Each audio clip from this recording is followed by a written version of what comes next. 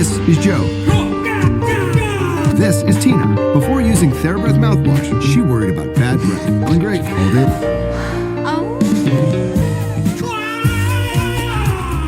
TheraBreath. It's a better mouthwash.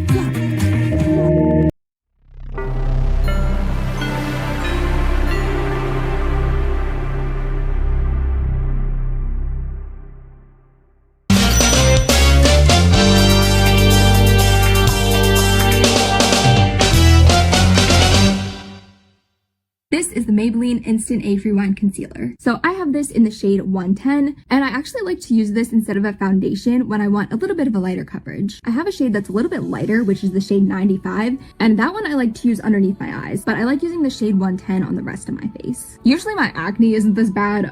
I really like that these concealers have the sponge tip applicator that is super convenient. The only thing is, if you're trying to do something that requires a little bit more precision, like covering up acne spots, you might want to like put some on the back of your hand and then pick it up with a brush. But this is supposed to be an antimicrobial sponge, so if you're in a rush, honestly, you can just kind of dab it on there.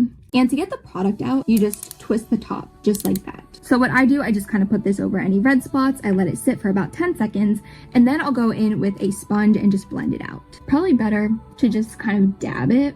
And like I said, I honestly a lot of times will just use this instead of a foundation. Like if I want to do my whole face, I've actually put this over my whole entire face and like it works. You just need to make sure that you use like a setting spray or something. I have found that when I use a setting powder, if I'm gonna do it like instead of a foundation, that the setting powder, it can make it look a little bit cakey. So I think a setting spray is gonna be your best bet with this. It's a nice lightweight coverage.